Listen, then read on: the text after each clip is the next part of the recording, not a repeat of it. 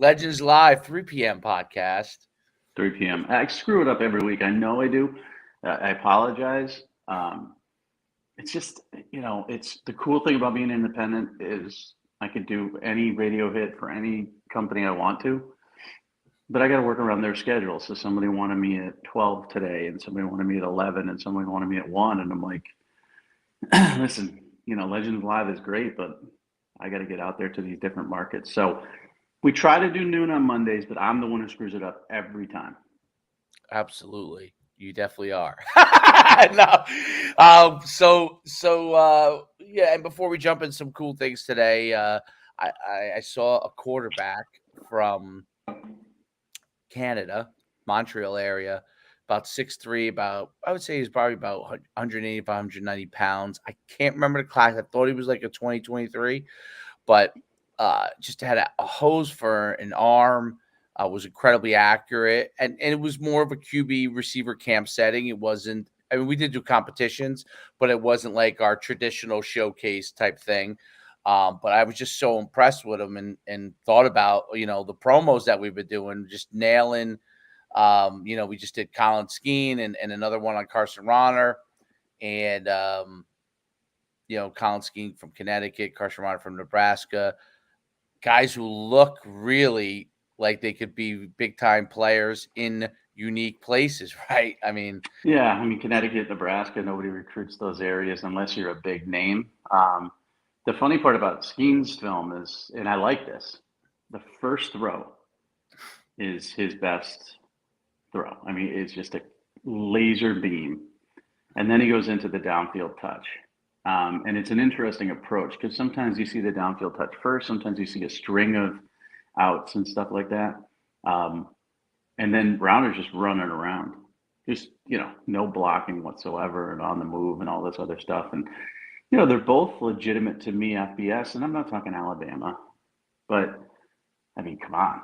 There's FBS programs out there that are looking for quarterbacks, whether they're from the MAC or the Sun Belt, or even if you're talking about a lower area Power 5 school.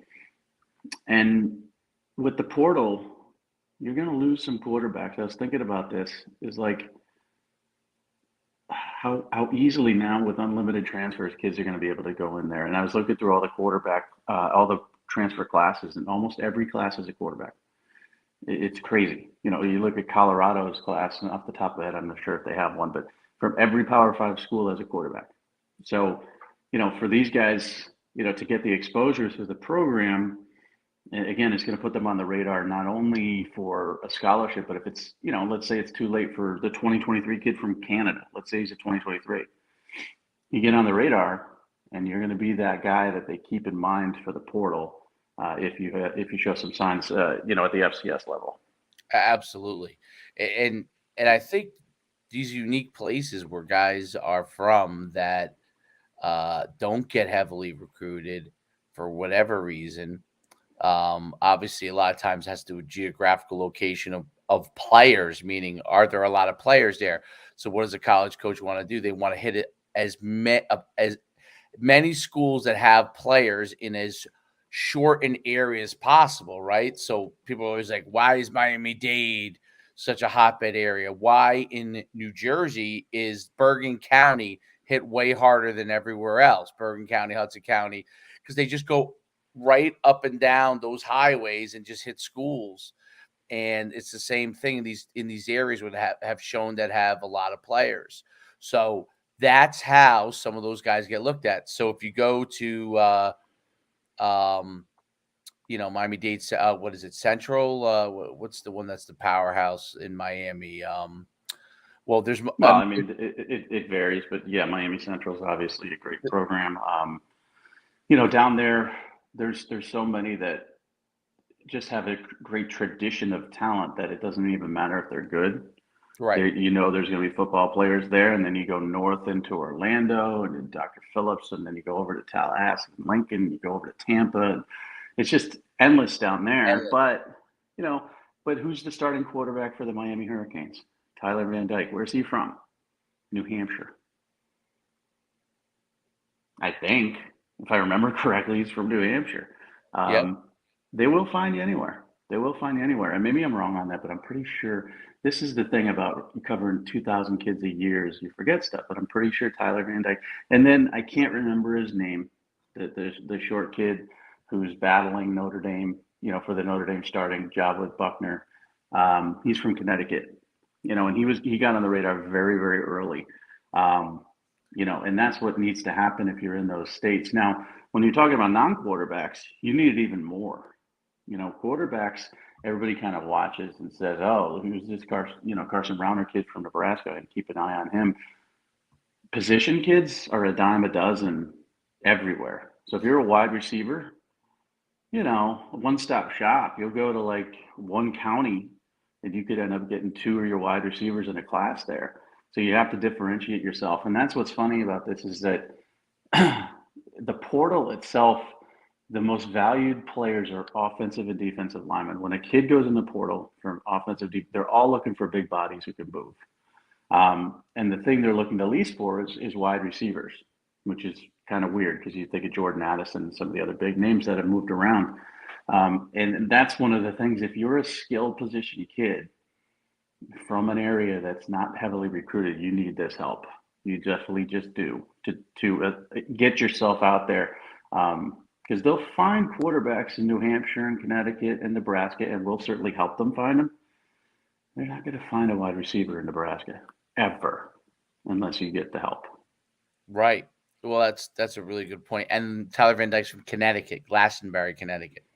I think he's originally from New Hampshire, though. Oh, really? Oh, so Suffield. So his Suffield Academy must be from right, and that's where Christian Wilkins went, and he's originally from Massachusetts. So Suffield Academy is sort of like a feeder ground for top New England kids. But maybe he's from Glastonbury. I don't know. Tyler Van Dyke in my head is New Hampshire, but he's from New England at the very least. And it's funny because I remember Christian Wilkins, the defensive tackle who ended up being a first rounder out of Clemson. He's with the Miami Dolphins now. He was in Massachusetts, and his coach sent me his film as a freshman, and he was just really, really good, but nobody knew who he was. He wasn't at Suffield yet. And I invited him to a camp that we were running in New Jersey, and he drove all the way there, and he was pretty good there, and he had no offers, and he ended up with 40 plus offers.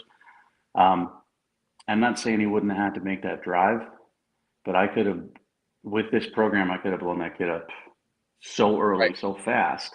Now, he ended up going to where he wanted to. It was down to Clemson and BC. He either wanted to stay local or go win a national championship. But those type of kids that have to go, and you're in New Jersey, I mean, all those type of kids that go to preps, the Steele DeVitos. Remember Steele DeVito? Yeah, of course. Kid. There's two kids at Loomis here in Windsor. I'm physically currently located in Windsor, Connecticut. There's two kids, one going to Alabama, like from Loomis. Loomis has a bunch of kids. So Loomis has the defense. You may be talking about the defensive end. I'm talking about the offensive lineman who just committed to, I think it was Alabama. But they have the defensive end too. And it's like, what the hell? Loomis Chafee, like when I was playing 100 years ago, it was like I don't know what they did over at Loomis. I thought they did like sort of trade shop stuff, like fix engines and, become a mechanic or an HVAC guy. Now I'm looking and I just can't believe I live in Windsor and there's two, legitimate borderline top 100 kids in the country that go there. Now, neither of them are from Windsor, but they're transplants and they got the exposure there. Defensive end came to, so the defensive end and his brother, they came to a lineman camp during COVID at my in New Jersey. They came all the way from Kentucky. They're from Kentucky. Came all the way to New Jersey. Came to that camp. The one brother didn't participate. I think he was younger. The older one, which was a sophomore, I want to say at the time, or he was just hands above everybody. And actually, a bunch of those kids that were in that camp went like FCS and stuff. So he was hands above all those guys. And this is a good example of it. Okay, this is before we had the program. I did a TikTok video on him. Or he may have even bought a TikTok video. I can't remember. I did a TikTok video on him. It literally went viral. I mean, like 100,000 plus, and within 30, and he would tell you this, within 30 days he had his first offer. Okay, and then as everything started getting out, his film and all this stuff, he had excellent film, and his brother obviously is a fantastic player too. So they're kind of like a little package deal, and next thing you know, this kid had, I mean, he must have like 20 plus offers now. But he went to that camp literally because me and his father had gone back and forth on Twitter, and they were trying to figure out, like, he was a very good player, but they wanted to go get more.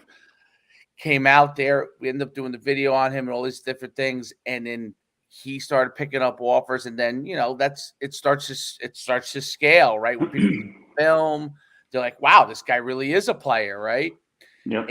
And The other kid's from Europe. The other kid's from Europe. Yep.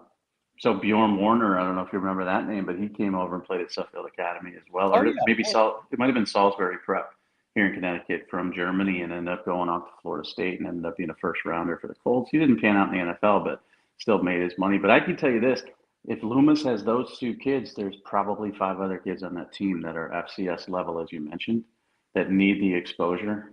And they'll get a little bit of a boost from these two because colleges will actually come through Loomis. Yep. But that's rare. I mean, it's probably the first time in 25 years since I've been doing this that anybody's really, really, really come through Loomis. Like, and by really, I mean the Alabamas, Georgias of the world. It's like there's always the kid that is recruited by UConn or Syracuse or BC or somebody at Loomis, but not this. But without that boost, you need some sort of promotion. I saw you did the Connecticut quarterback too, pre. Because I retweeted that the other day, and it's the TikTok stuff reaches a different audience than the Instagram stuff does, than the Twitter stuff does, Yep. and it's extremely interesting. And the Marshall kid from Pennsylvania he got at least 2 coaches following him now. He's excited about it because no one would know.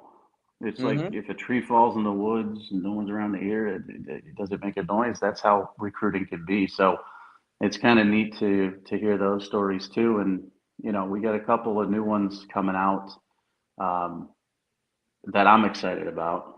One from Virginia Beach area who's a stud. That he's going to blow up. It's going to be fun to watch him because that's going to be a 30-40 offer kid just like Christian Wilkins. And then we can beat our chests and brag and say we got him all those offers, which we didn't, but we could lie. Well, we'll have a big part of, like, just that promo part of it, and I'm excited about that. He's my next one, I think. Me too. Yep, me too. Yep. So I have some ones from my camps and stuff that are like the TikTok things, but he's my next one of our RD1 promo programs. And yeah, I mean, he's a stud. We got to get that Canadian quarterback though. I want. Yeah, I'm gonna. Yeah. Christian Valou, he's a Montreal area kid who's at Penn State, and there's been a lot of Canadian kids over the last many years that have had to come down into Michigan and play, or go to New England prep schools and play. But I really think in this virtual age, they don't need to do that anymore.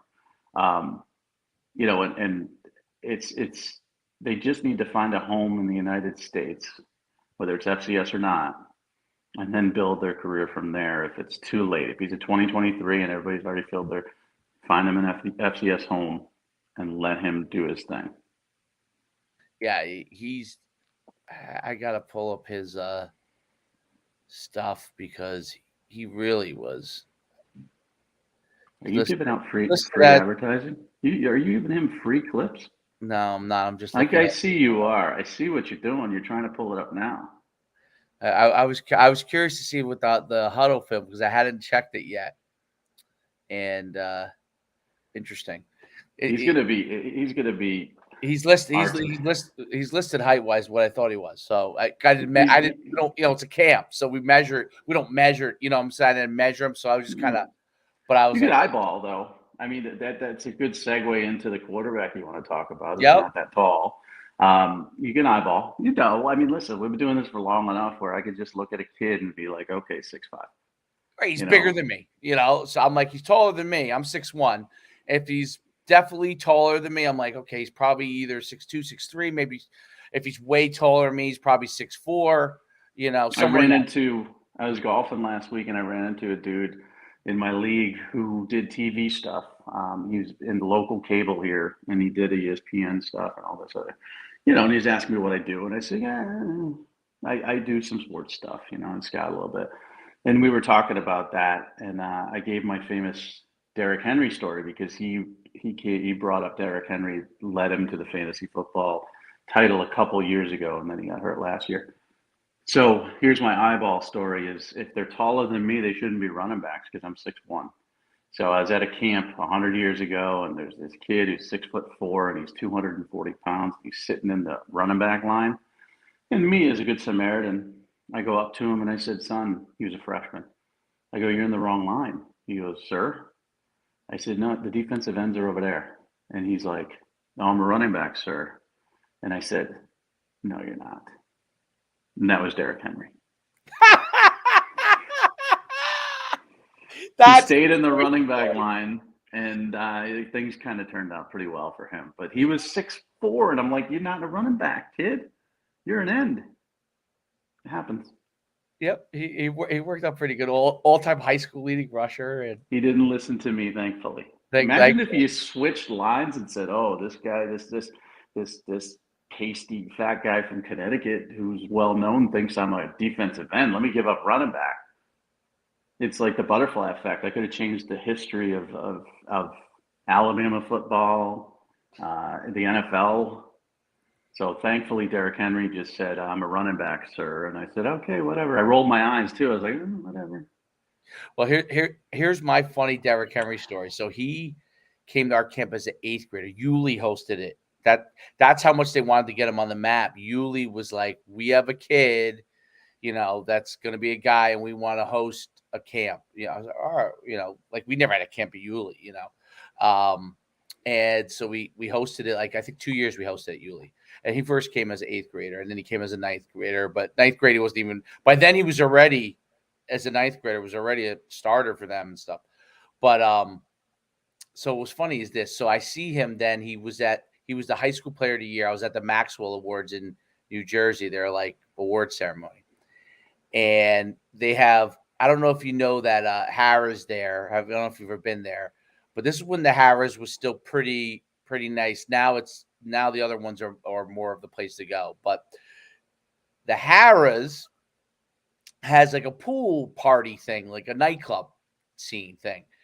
So they had like people were going in and out of there, and I go in there, and I'm just walking around, strolling around it, and seeing what's going on. And I turn, and I'm standing next to Derrick Henry. I said, "Derrick, how did you get in here?" And then you look at him, and he was so big. Right, he looks like he's 25. He looked like he was 25 at the time. And I'm like, and he's like, yeah, I'm gonna go walk around, can you just watch my phone for me? So literally my job was to watch his phone. He was plugged into the charger. He went into the, I guess there to charge his phone. And so he charged his phone. He walked around for a second, came back like 5-10 minutes later, grabbed his phone, and then he left. But my job was to hold and watch Derrick Henry's phone. And I will tell you this, he was at that time, because I know the same time I spent a weekend with him for the Player of the Year tour for the Army All American Bowl. He was not a club guy. He was not a city guy. Nope. So he came up, and we had this promotional tour, and they were nice enough, because I was on the selection committee at the time, to let me, hang out with the kids and sort of interview them and follow their process through this. They got to meet. It was Johnny Manziel's Heisman year. They got to meet Johnny Manziel. They got to go to the Heisman dinner. They were all super shy. I got to introduce Derek to, Tony Dorsett and some of the other legends that he, had heard of but was too young to know about. So two things happened to poor Derek within 10 minutes of each other, maybe 15 minutes. So we were going, I think it was post Katrina. So we were going down to help put together care packages for people who didn't have electricity, bottled water, all this stuff. It was part of our outreach program, and the kids worked really hard. So I'm with Derek and we get off the subway, which he was scared to death of originally. And then we get off and we're walking down, I forget where it was. And there's this poultry butcher across the street, right? And we're walking. And this guy, this is what they do at poultry butchers. They have all the chickens lined up and they're all hung by their feet. And what they do is they slit their throats across like 12 of them at a time. And it's the worst thing you're ever going to see or hear. And this guy just did it right out in the open. He wasn't in his like butcher room. So I'm walking with Derek Henry and this guy's slitting chicken throats. And Derek's like, I don't like it here. I'm scared. And I said, he's 6'4", 240 pounds, bigger, stronger than me. And I'm like, it's going to be okay. We have to leave early. We go back on the subway because he had to do an interview. 10 minutes into the interview, we find out that someone got shot and killed at the same subway stop we were at. 10 minutes after we were there. And Derek's like, I don't like New York City. I want to leave. And I get it. It's like there was just the biggest nightmare for that kid. And now look at him. He's well known. He's sort of, he's a worldly guy. But back then he Yes. was such a bumpkin that he didn't even understand any of these things that happened. And he got to see, unfortunately, you know, chicken genocide and New York City murder Oh, within 10 minutes of each other. And I felt so bad. I'm like, dude, this isn't me. I didn't do this. But he was really, he didn't want to stay. He wanted to leave. no, that makes sense. And where Yulee is, it's in between Jacksonville and Georgia, right? So the border of Georgia. So it's like it really is not. It's not in a heavily populated area, and it's a small school. So his Country. school, right? It was like what was that? It was like considered like in Florida. I guess it would be like a two, maybe Maybe maybe a three, three, 2 or 3. two or But he three. still, he broke Emmett Smith's record for most rushing yards in high school. And I think that's been broken since. But, just a legendary guy. And, a lot of people talked about how some schools, Will Muschamp wanted him as a linebacker. That's one of the reasons. And he originally committed to Georgia. Georgia fans know that, but a lot of people might not know that. In the history of college football, actually, we're coming out with an article on my site about it. What if Derrick Henry stuck with Georgia and how that would change? Because we just did one on Johnny Football. And what if he stuck with Oregon? Because he and Marcus Mariota were committed to Right. Oregon in the same class. And the funny part about this butterfly effect thing is if Johnny Manziel stays at Oregon, Mike Evans might not become the star that Mike Evans becomes. He might not end up being a first rounder. He might not be, set the rookie record for most 1,000-yard seasons, not rookie record, but to start your career. He might not be one of the guys that helps lure Tom Brady to Tampa Bay, and Tom Brady might not be with the Buccaneers and win a Super Bowl had Johnny Manziel stuck with Oregon. It's just weird to go that far down the line and see. And if Derrick Henry stayed at Georgia, Nick Chubb might have ended up in Alabama. There's just so many different things that could have happened back then, and it's just fun to look back and watch. But I don't know how we got into Derrick Henry stories. Oh, height. Right. So yeah, we just see, you're 6'4", you don't belong as a running back. Well, he kind of proved us wrong. And remember, you're 5'11", Russell Wilson. You don't belong as a quarterback. And he kind of proved us wrong too. So let's get to our quarterback that we want to talk about here, who's not tall.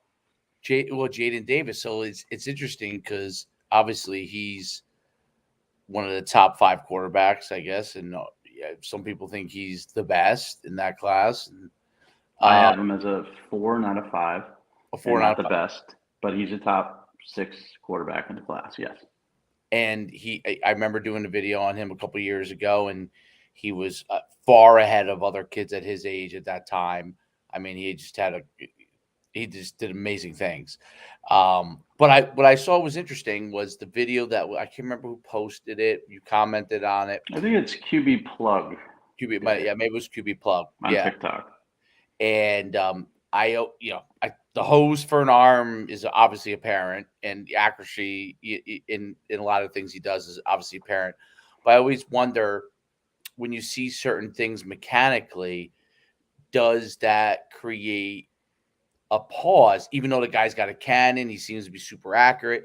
And the one thing I noticed was how he's so low, and it becomes a big, huge windmill action, even though he happens to do it very fast, which is, you pointed that out. But I always worry about that hand comes off, defensive end comes around rushing, slaps that arm down. Does the ball, is he prone to possibly fumble more because of that huge windmill action? Because most guys who are the top quarterbacks, they hold it up here, right? And then, Yep. but he's almost towards the stomach when he releases. And like I wonder, and this is something, I'm asking as you've evaluated probably more quarterbacks than anybody. Do coaches worry about that when they start to see that as they get older, even though he's a kid that has a million offers from the get-go, right? He's going to Michigan, I think, right now, or is committed to Michigan. He's not committed, but he's likely to go to Michigan. Leans there. And does that become a source of concern? And is that fixable? And I'm going to bring this person up because I thought no one should have tried to mess with him and just let him be who he was. He was that exceptional as a player, and I would have loved to see it play out. But Tim Tebow, had kind of almost a similar thing. You know what I'm saying? Tim Tebow had almost a similar thing, but somehow Tim Tebow was obviously, you could argue, the greatest college football player of all time, right? I mean, he's in the argument for it. You can argue that, yeah. Yeah, I mean, he's in the conversation. And then you go on to the NFL, and all they tried to do was mess with his throwing motion. And I always say Tim Tebow got a raw deal, but probably a lot of times because there was all this backlash against him being religious and stuff. And obviously he has a ton of fans because of that, but also because a ton of backlash. And I think the NFL moved him out of the system unfairly for that reason, because he did win ball games, even though it was unconventional in his style relative to most of NFL quarterbacks. But, you see later, right? Lamar Jackson most of his throws are on the run. He does all kinds of amazing unconventional things and wins ball games. Well, So Mahomes is off platform like crazy. Kyler Murray has to be off platform because he's so short, and Russell Wilson, and the mechanics aren't as important nowadays. I do worry a little bit about dropping your arm and the windup, but I'll tell you this: Bryce Young had a similar windup, and so what they'll do is they'll fix that. They'll shore that up. When he gets to college, that's the first thing they'll work on, because you don't want it. His ball comes out quick, but it could come out quicker. Right. And as you mentioned, as a shorter quarterback, or not the 6'5" guy, you don't want any sort of 85-degree or sidearm anything. You don't want that type of angle on your throw unless you're, outside the pocket, because you will get passes batted down and tipped up in the air. And so that's the first thing. The first thing I look for when I look at a quarterback is the weakness. First thing, because none of them are perfect. This perfect recruit rating that's out there, it's dumb, because there's nobody that's perfect. The closest prospect ever to being perfect for me was Jadeveon Clowney, and he wasn't perfect. But as a quarterback, that's the first thing I look for is that, okay, what are the flaws that need to be worked on for this guy? But you can't tweak him too much, as you mentioned, because Tyler Buckner changed his entire throwing style for some reason. You got a new coach, a quarterback coach or somebody, and he just looked awful. And this was the COVID Elite 11 year. And then they finally got him, to Notre Dame and fixed that. And he's just back to where he was. But for some reason, someone got in his head and said, you need to fix this. And his mechanics became worse, and they just looked unnatural. So I say you let them be who they are, but you try to shore it up a little bit. You don't want that. You don't want the hand dropping and the arm dropping like that. But that was one of my criticisms of Bryce Young when he was the number two player in the country. Uh, and his dad didn't like that criticism, and he's obviously won a Heisman, and you know, but it was fixed. It was adjusted and tweaked, and it didn't change anything else for him. Right. And I think that's the interesting. I love how you're able to see that and project that and have an understanding of the difference between something that's a small tweak for what like we're talking about versus someone who has a true mechanical flaw. Like I'm trying to think of guys, but like there are guys that have Well, Philip Rivers has an absolute disgusting release. Horrible. I would have tried to change him, and he's going to go in the Hall of Fame. right. It's awful, but sometimes it works. But when you see a kid like that, you want to change him. And then I guarantee you, people at NC State tried to change him. I guarantee the NFL tried to change him, and every time it just wouldn't be comfortable for him, didn't work, and he kept winning and putting up numbers, and they finally just said, screw it. I don't care how ugly it looks. Just keep doing what you're doing. But he's an example of a kid with just an awful, awful mechanical flaw, and it didn't hinder him whatsoever. And then you get the kids. Back in the Jimmy Clausen days, the ball was by the ear, and that's no longer anything you want. Um, it restricts. Honestly, it restricts your mechanics a little bit if you're trying to get the ball too high and you're trying to get it out. Like you need to have that ability to have a fluid motion. So when Jimmy Clausen came out, the ball was by his ear and everybody said it was perfect mechanics. That's exactly how you should do it. And now it's like perfect mechanics are what works for you, but we're going to point them out. I mean, Davis isn't perfect. He's Right. got to he's got to get rid of that windup a little bit, just like Bryce Young did, and he will, and he'll be very good. And Jim Harbaugh knows more about quarterbacks than I'll ever even think about knowing, Right. and I know he knows it and sees it, and he'll fix it. That's so interesting. Yeah, the quarterback position. I think what you're saying is so important. Unless the guy's like true sidearm or something like that, that has to be you're gonna have a problem.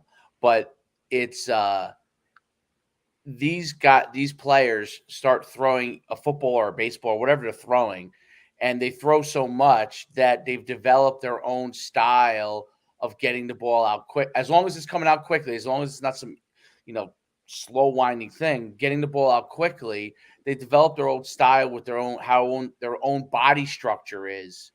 And I guess what you're saying is that like everybody's body, the quarterbacks are now coming in all different shapes and sizes, whereas Yeah, before they didn't. So that may also have an effect on what works for each person's body mechanics. Like Jadyn Davis, he's a built quarterback.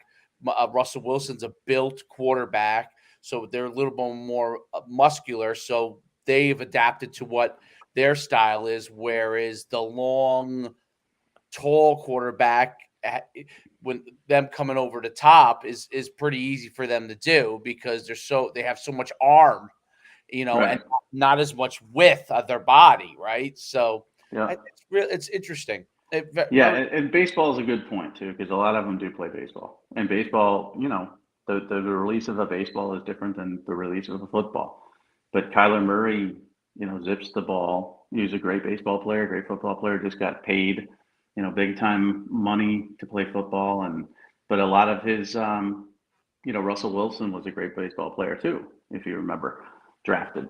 Those guys, it's okay because they've adapted to a baseball type of throw and sort of that slight.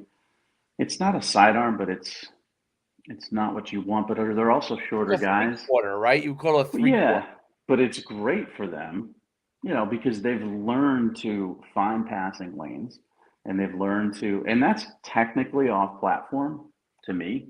Off platform, people think is, you got to be like Matrix, you got to be sideways throwing the ball underhand, like we see Mahomes did in the Super Bowl, that one play where he's running 30 yards backwards. No, off platform is just kind of yes, it's off balance, but it's also getting the ball out in the way that's best, and it may not look like you're used to it looking. But if Kyler Murray were just a direct over the top release guy, I mean, he already gets passes batted down. He would get more and more passes batted down. So he had to adjust. And, like I said, with those guys, I wouldn't tweak them too much. I worry less about the three quarter or the sidearm stuff than I do about the drop and the windup, because that will hurt you in the end, and they'll get rid of that windup real quick. Mm. That's really interesting. And then I know you got to run. I want to hit where people can check out the promo. I have one question for you. What's that? I know you golf a ton. Do you play any pickleball? No, but somebody just told me I should. I play all the time. So it's for us olds, right? Us old people. Um, I really want to. Now, I live in this place. It's like Melrose Place. This is why I keep turning my head, because there's so many young, attractive people here. And I'm the old dude. And in this clubhouse, and the office is kind of near the pool. So there's a lot of people walking by, and I'm like, I glance and I'm like, whoa. But they don't have a pickleball place because I'm the only old fart here. So I got to start playing pickleball. It's really good exercise. And I just did a video about how my cardiovascular conditioning can go down within 3 weeks to death levels. I can work out for 6 months to a year to just get myself to this point. And I could just spend 3 weeks eating garbage, and all of a sudden I need an iron lung. So I need to constantly do something. So pickleball, I'm very interested. Who do you play with? So my next door neighbor now play. I've gotten at least 10 to 15 people in my area now playing, but I play with my neighbor. I'll play. Where? So we have where I live. It's taken off. So I'm kind of close to. I'm like 10 minutes from the beach. So pickleball, as you know, Florida, right? It was a big Florida beach kind of older people thing. And it's spread up here. So a lot of the tournaments are now at Long Beach Island, Avalon, all those kind of beach places. And it slowly has moved up towards where I'm at the beginning part of the beach area, which is a beginning part of Monmouth County. And so we have in Tinton Falls, New Jersey, there's 6 pickleball only courts. There's always a line to play, and it's free too. And you can play. There's a place that's a racket club that my son plays tennis, does tennis lessons at. And when we first started doing with him when he was young, because he'll go for like a couple of months each year. They just started pickleball. Now pickleball consumes their whole back area. So and they have a pickleball instructor, and that's how I started. They have a guy that's like a pro, and he's a pickleball instructor. And I started just like, I'm going to go take some lessons. Started taking some lessons, and I started learning. And I was just like, yeah, this is what I need to do. I need to find. They used to have it at my gym because my gym is kind of like for older people. Right. So pickleball, this was like pre-COVID.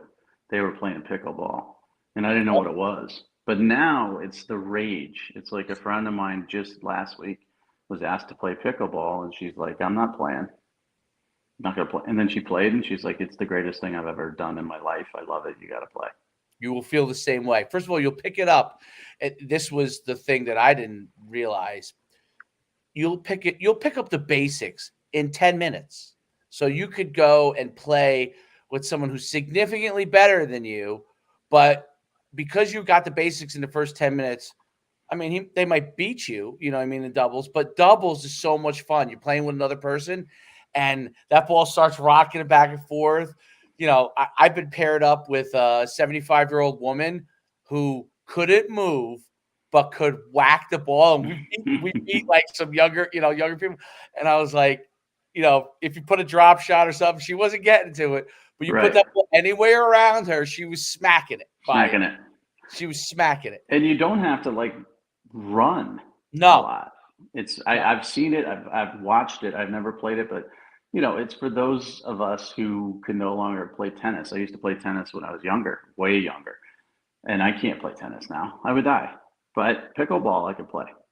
Yep, and it's you're shocked at how much you sweat because you're still moving a lot. It's just Hmm. that you're not covering an excessive amount of ground.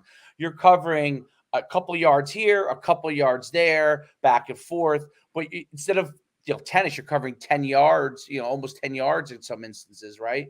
So here you're covering 2, 3 yards at a clip, but you're doing it over and over and over again. So over the course of playing multiple games, you're dripping sweat because Yep. you've covered so much ground, but you haven't had to move that far, which is great because it doesn't crush your joints the way that, like, if you're chasing down a tennis ball full speed, I Yeah. mean, forget at our age Yeah. it And starts. and the change of direction in tennis is a lot more violent Oh, and stuff. So they're building something back here. They're knocking down some trees, and I'm hoping it's going to be like a basketball court and a pickleball court, but it's probably more apartments so they can, charge an exorbitant amount of rent. Uh, but I gotta do it. I have to do something because I walk, and where I used to live, there were a lot of hills and stuff, and I walk golf. And now, you get out of shape for 3 weeks and you're up the hill, you're like, oh, you're dying. So you need that heart rate boost. So I'm definitely looking for, now again, there's nobody on here who's going to watch this and live near me to play pickleball. But if there happens to be, I would go. The closest one is in South Windsor, Connecticut. It's about 10, 15 minutes away from me. I'm not a big stranger guy though. Like I don't like yeah, showing up and just that was saying, hard hey, for me at first. I, eh, I just showed up. No one wanted to play with me. And when I first right. started, I wasn't that good. But now I show up at the same place, and they're always wondering, like, how come I only play for I play for like an hour, but then I got to go do something. You know what I mean? Like a lot of people are retired; they're there all day. So, Pickleball all day. oh, they're pickleball all day. I mean, listen, I envy them to an extent, but so I go up and play, and now there's a group of people that are like, "Oh, if this guy's on, like you do want to pair with him." So whereas for the first time, no one wanted to pair with me. Now they'll play like, "Oh yeah, because you're gonna win. You're gonna have a good chance to win a game if you're playing with me." So I mean, unless someone's a pro, it's gonna. I'm gonna be in the mix to win every single game.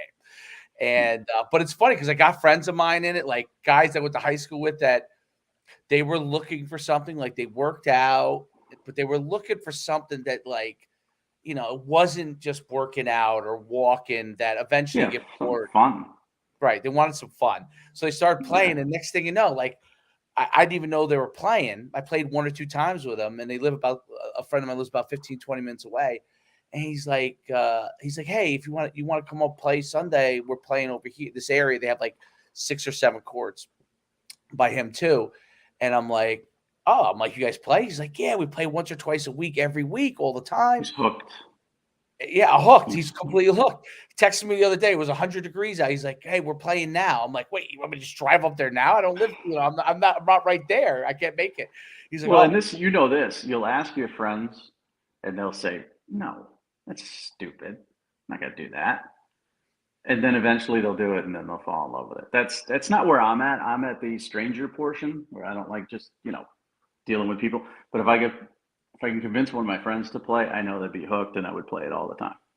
what I think if you could do this, if you have one of them around you, like the racket club that I went to, I just got in some other group with a trainer, a pickleball guy who trains like 3 people at a clip, and you kind of play with him as well. Maybe get to know them, and I got to know them, and then we came a little bit of a group. Now we don't go play together outside really, but when we go there, like we all play together, which is pretty good. And but we all learned to get together. So we were random people. We didn't know anybody because the instructor was like, "Hey, if you know someone," I'm like, "I don't know anyone that plays. Like, hmm I just want to learn for myself." So he's like, "All right, there are other people that asked about it. We'll put you guys all together." And that's what they did. It was, they were older guys than me, about 10 years older, and it was great because for 3 months we basically were learning. He was teaching us as we played, and we all got better, and we got familiar with each other. So So it became like a good learning environment. But yeah, so now I can go off on my own. I'm confident in everything being able to Well, play. what I need is a few more people to sign up for the promo at myfootballcamps.com/D1 so I can afford to hire a pickleball trainer. So if you want to save my life, because I could die without Yes, pickleball, we don't want that. sign up for the promo, and I promise that I will take some of that money and I'll hire a pickleball trainer like you did, and then I'll get to know other people, and then I'll be a pickleball maniac. And I won't video it though. I will never, ever, ever video myself playing pickleball. I have to have some things that are private, but it sounds like a lot of fun. I think you'd love it. And there is your promo for myfootballcamps.com/D1. Okay, check us out. Listen, everyone asked this question, and I have a couple other people that have asked about the promo that I think are going to sign up. And they asked this question. They go, "Wait, so if I do the the 6-month deal, is it one promo? How does that work?" I said, "Well, it's one promo a month, but it's me and Mike doing a promo. So it's really 2 videos a month. We have our own different style of doing it. Mike does it from the analyst standpoint, and I do it from a little bit more from a coaching standpoint, and it's really great. And it's 2 videos a month. So essentially, you're getting 12 videos that are out in this just our marketplace, which is over 1.5 million.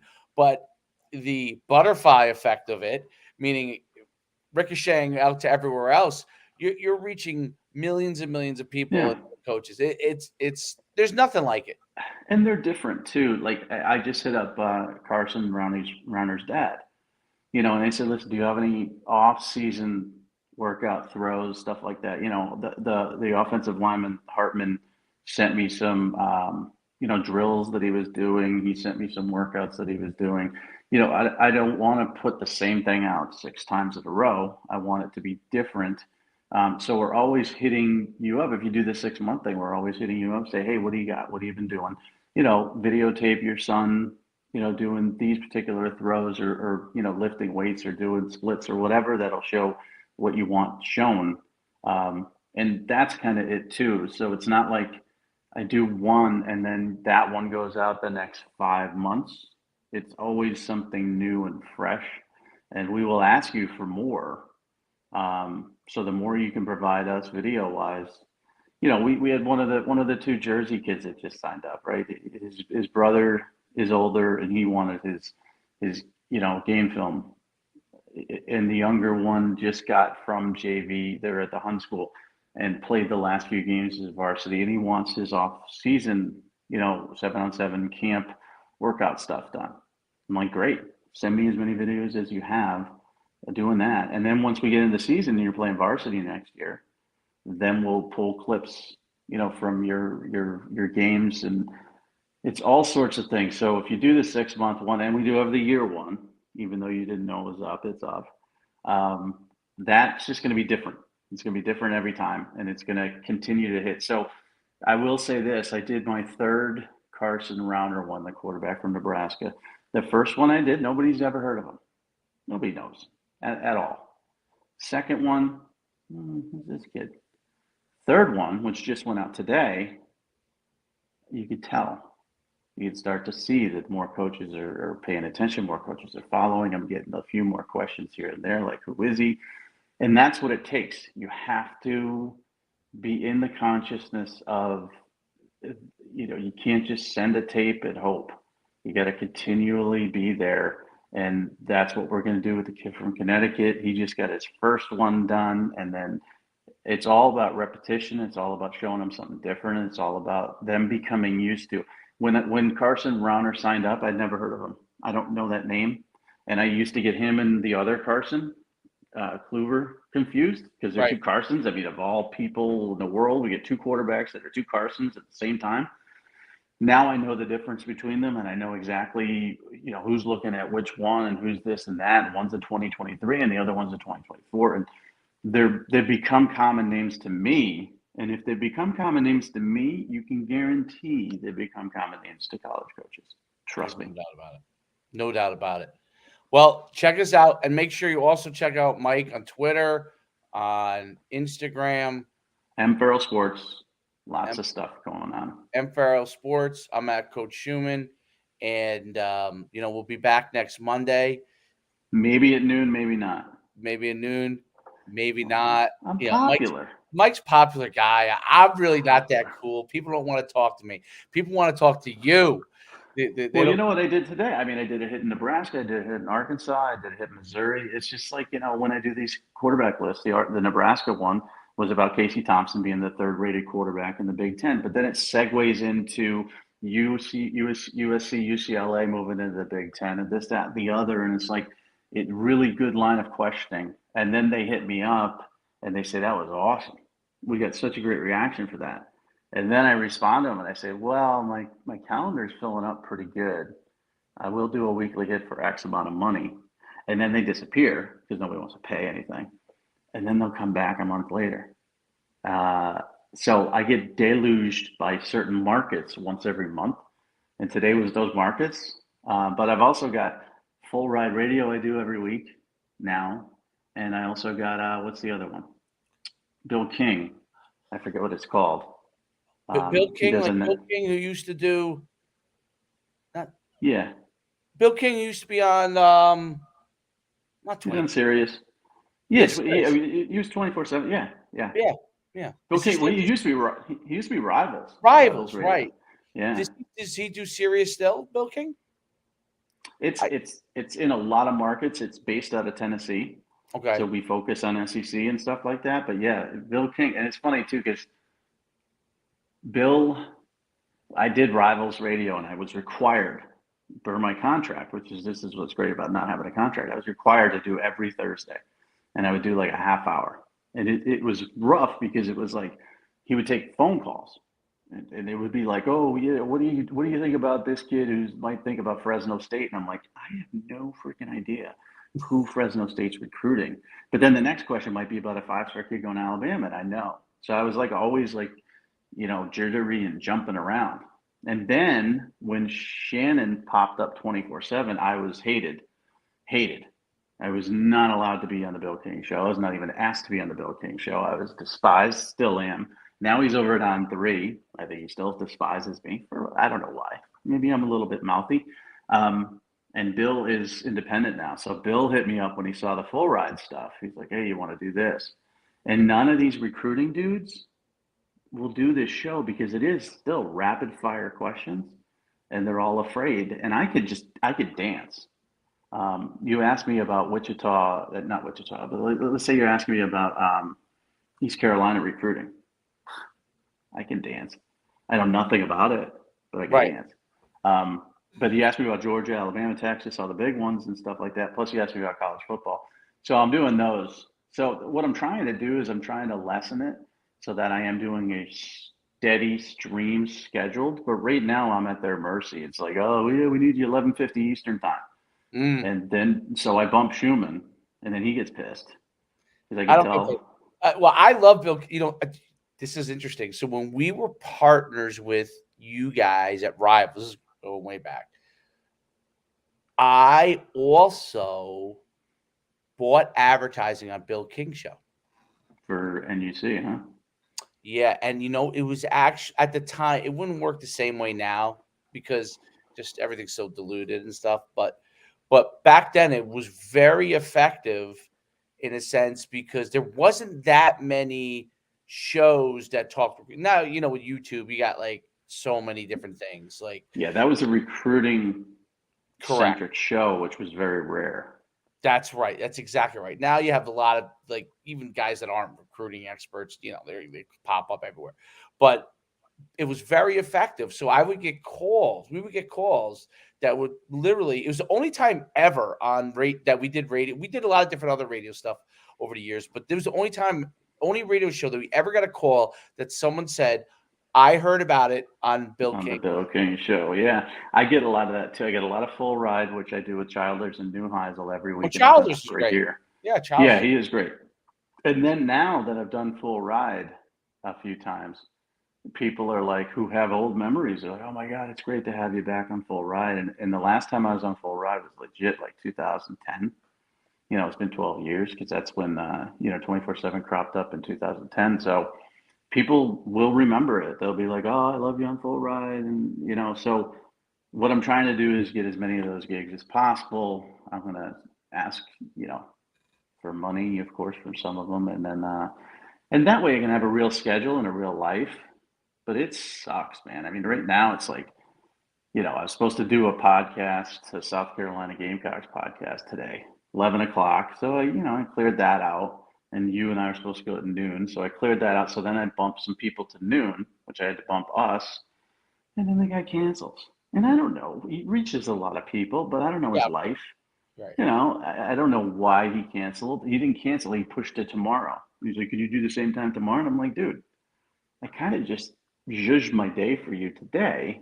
Right. So then I told him the time tomorrow, and he might pump me again. And it's just, there's too many moving parts. So I'm not a schedule guy. So every Monday at noon, Legends Live is awesome, Yeah. but I'm going to have to change it every once in a while. It's just, Is Childish by himself independent now, or he works for Sirius XM, okay? Yeah, he always Channel 84, and he right. and Rick Neuheisel have a show that's on daily. It's called Full Ride. That's right. Okay. And it's awesome. He used to be Rivals Radio too, way Right. back in the day. And I've been doing their show for about 2 years now. And it's really popular simply because we talk about stupid stuff too. Rick is this straight laced, buttoned up, proper gentleman. And then there's Childers, who's the complete degenerate like I am. So he and I will go into some topics, like, I don't know, just stupid stuff.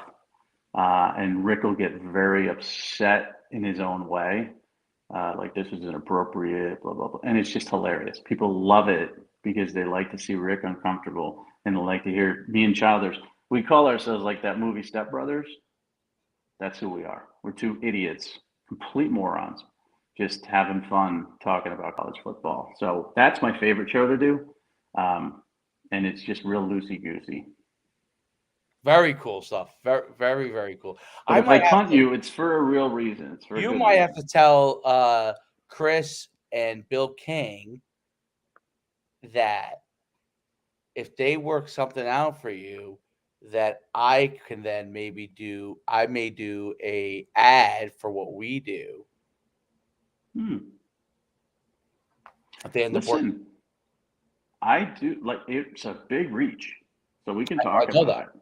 Yeah. It's a big Those reach. are those are because for camps it doesn't work the same anymore. It just doesn't. No, but our thing, But our thing would work, right?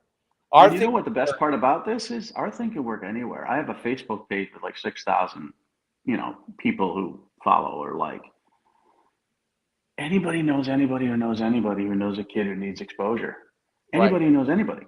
And that's what's great about it. It's like, you do a kid, like you do this kid in Connecticut, and you tell them, listen, any of your teammates, anybody anybody your father knows, you played football with the father might know somebody who played at Syracuse back in the day who's got a kid. Anybody. We have just, I'm keeping up with it really well now.